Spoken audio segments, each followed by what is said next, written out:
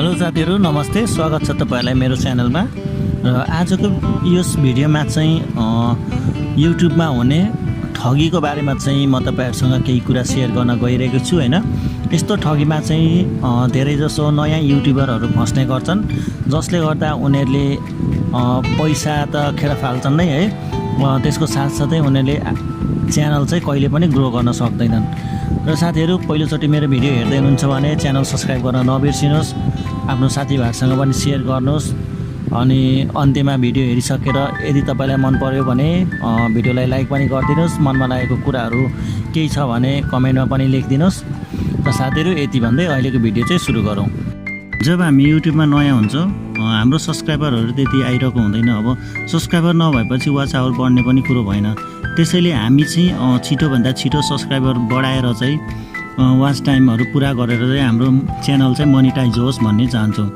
त्यसले गर्दाखेरि हामी चाहिँ कसरी हुन्छ, के गरेर हुन्छ, सकेसम्म छिटो वर्ष दिनमा हुने पुरा हुनुपर्ने काम चाहिँ हामी महिना दिनभित्र चाहिँ पुरा होस् भनेर चाहिँ हामी चाहन्छौँ। र हामी चाहिँ अनि के गर्छौँ, सब्स्क्राइबरहरू चाहिँ जसरी भए पनि गेन गर्नेतिर लाग्छौँ।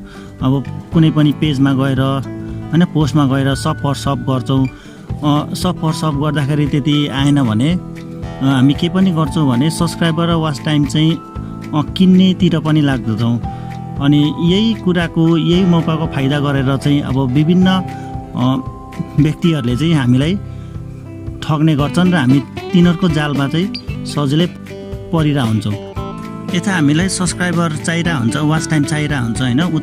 उता अरू व्यक्तिहरू चाहिँ यही मौकाको फाइदा उठाएर हामीलाई ठग्नको लागि उनीहरू एकदम तयार भएर बसिरहेको हुन्छन्। र उनीहरूले विभिन्न पोस्टमा विभिन्न ग्रुपमा गएर चाहिँ के गर्छन् भने यति पैसामा चाहिँ सब्स्क्राइबर र भ्यू आवर्स चाहिँ ग्यारेन्टीका साथ हामी प्रोभाइड गर्छौँ भनेर एडभर्टाइज गर्छन्। र त्यो लोभले चाहिँ हामीले उनीहरूसँग कन्ट्याक्ट गरेर हाम्रो च्यानलमा चाहिँ सब्स्क्राइबर र भ्युइङ आवर चाहिँ बढाउनतिर लाग्छौँ। तर साथीहरू उनीहरूले चाहिँ हामीलाई यस्तो तरिकाले ठग्छन् हैन। कसरी हामीलाई ठग्छन् भने साथीहरू, एउटै मान्छेले चाहिँ एउटै डिभाइस प्रयोग गरेर धेरै आइडी गुगल आइडीहरू बनाएको हुन्छ हैन।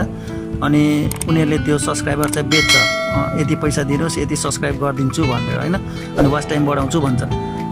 तर जब हामी त्यस्तो व्यक्तिबाट चाहिँ सब्स्क्राइबर र वाच टाइम किन्छौँ, हामीलाई चाहिँ त्यो थाहा हुँदैन कि तिनीहरूले एउटै आइपी एड्रेस भएको डिभाइसबाट चाहिँ गुगल आइडी बनाएर हामीलाई सब्स्क्राइबर चाहिँ दिन आँटिरहेछन्। जब हामी डिल हुन्छ हैन, सब्स्क्राइबर किन्छौँ, वाच टाइम किन्छौँ, अनि उनीहरूले त्यो एउटै डिभाइसबाट चाहिँ विभिन्न थरीका आइडीहरू प्रयोग गरेर हाम्रो च्यानललाई सब्स्क्राइब गर्छन्, त्यहाँबाट भिडियो हेरेर वाच टाइम बढाइदिन्छन्।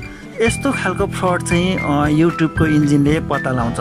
र केही समयपछि एउटै आइपी एड्रेसबाट धेरैवटा अरू आइडीहरू हालेर जब सब्स्क्राइब गरेको हुन्छ हाम्रो, त्यस्तो सब्स्क्राइबर नम्बर चाहिँ घटाइदिन्छ र वाच टाइम कति बढेको छ त्यो पनि सबै घटाइदिन्छ। यसरी चाहिँ हामी ठगिन्छौँ। केही समयको लागि त सब्स्क्राइबर देखाउँछ, तर पछि चाहिँ घट्छ।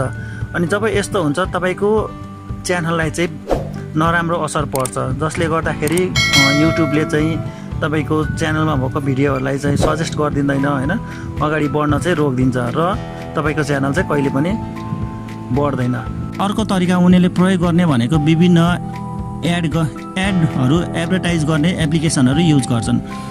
ती एडभर्टाइज गर्ने ठाउँबाट जब तपाईको च्यानल वा तपाईको भिडियो चाहिँ विज्ञापन गरिन्छ, त्यस्ताबाट विज्ञापन गरेर स्कोर भएको भेला भएको वाच आवर चाहिँ तपाईको मोनिटाइज हुने बेलामा काउन्ट हुँदैन।